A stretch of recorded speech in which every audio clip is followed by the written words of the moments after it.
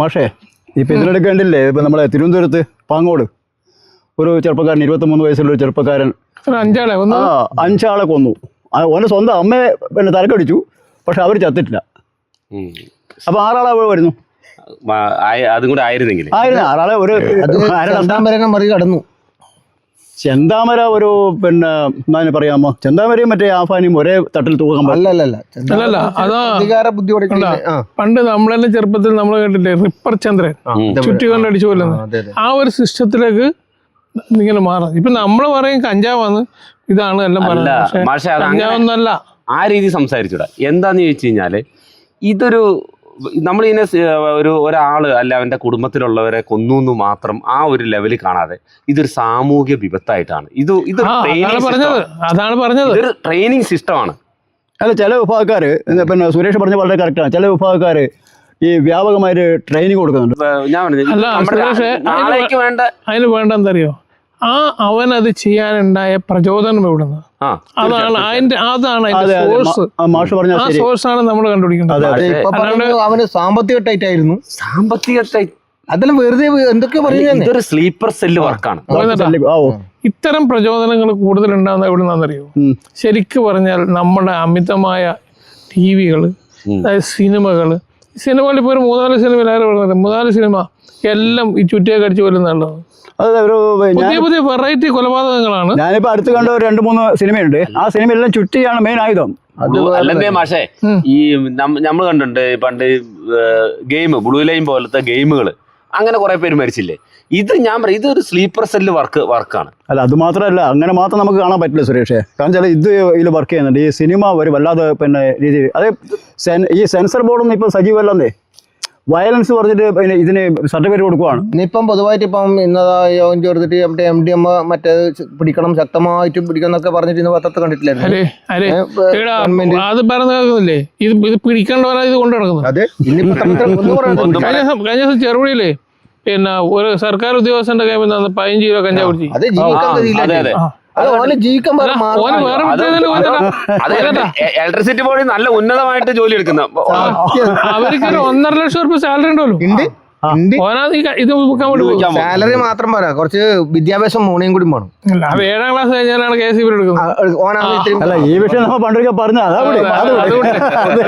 ഇതിലേക്ക് വരാം. അതുകൂടെ. അപ്പൊ മെയിൻ പ്രശ്നം ചില ഒന്ന് സിനിമ, ഒന്ന് മദ്യം മയക്കമരുന്ന്, മറ്റൊന്ന് പിന്നെ നമ്മുടെ അമിതമായ ഇപ്പോഴത്തെ ചെറുപ്പക്കാരുടെ ഈ ഒറ്റപ്പെട്ടുള്ള ജീവിതം. അതൊരു പ്രധാന കാരണമാണ്. ഒറ്റപ്പെടൽ ഒരു വലിയ വിഷയം തന്നെ. സാമൂഹ്യമായിട്ട് ഒരു ബന്ധമില്ല അവർക്ക്. സുരേഷ് എവിടെ പോയി നോക്കൂ, ഏതെങ്കിലും ഒരു മൂലയിൽ ഇരുന്നിട്ട് ഇങ്ങനെ ഞാൻ അതിനകത്ത് പറയട്ടെ. ഇപ്പൊ ഞാൻ കാക്കഞ്ചാല് ടൗണില് അല്ലെങ്കിൽ കാക്കഞ്ചാലയുടെ വർക്ക്ഷോപ്പ് നടന്നതാണ്. അപ്പൊ എന്റെ വർക്ക്ഷോപ്പിന് കിടന്ന ഓട്ടോറിക്ഷയില് ഒരു കുറച്ച് ആൾക്കാർ, അവർ ഫുൾ ടൈം ഒരു സാമൂഹികമായിട്ട് അവിടെ നടക്കുന്ന ഒരു കാര്യം അറിയാതെ ചെവിയിൽ ഇതും വെച്ചിട്ട് ഒരേ ഇരിപ്പാണ്. എല്ലായിടത്തും ഓട്ടം വിളിച്ചാൽ പോവും, പിന്നെ ഇത് തന്നെ വരും. കാരണം ചുറ്റുപാടുകളെ മനസ്സിലാക്കി മറ്റുള്ളവരുടെ വേദന കണ്ടറിഞ്ഞ് നമുക്ക് അത് മുന്നോട്ട് ജീവിക്കാനുള്ള ഒരു മനോഭാവം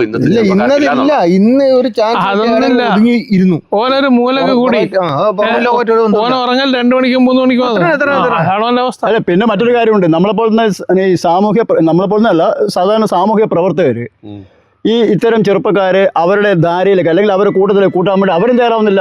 അങ്ങനെ ഒരു ദോഷം കൂടി. അത് മാത്രമല്ല, അവരുടെ ഇല്ല, ഇവർക്ക് ഇതൊന്നും പറ്റൂല. ഇവര് സാമൂഹികമായിട്ടുള്ള പ്രവർത്തന കാര്യമൊന്നും ഇവർക്ക് പറ്റില്ല. അതായത് നമ്മൾ കൂട്ടത്തോടു കൂടി ജീവിക്കുന്ന ആൾക്കാരിൽ നിന്ന് മാറി നിൽക്കുന്ന കുറച്ച് ആൾക്കാർ കാരണങ്ങളാണ്.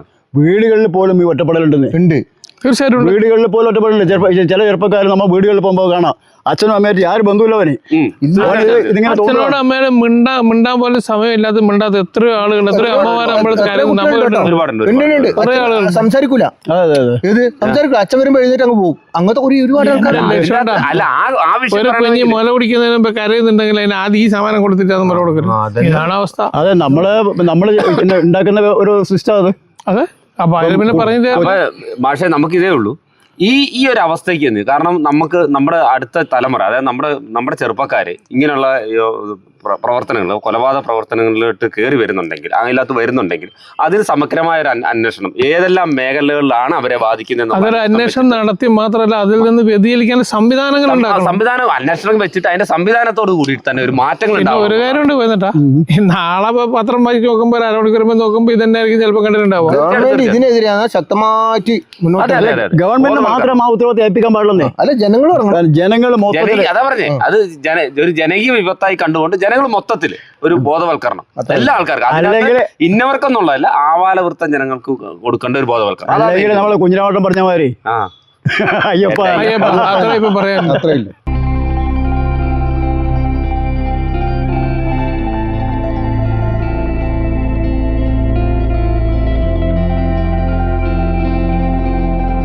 Saint Mary's nursing college Cherupuzha 100% ജോലി ഉറപ്പോടെ nursing assistant, lab technician, pre primary teachers training കോഴ്സുകൾ. ചുരുങ്ങിയ ഫീസ് നിരക്ക് തവണകളായും ഫീസ് അടയ്ക്കാം. 30 വർഷത്തെ സേവന പാരമ്പര്യവുമായി സെന്റ് മേരീസ് നഴ്സിംഗ് കോളേജ്, അമ്പലം റോഡ്, ചെറുപുഴ. ഫോൺ 9947771550.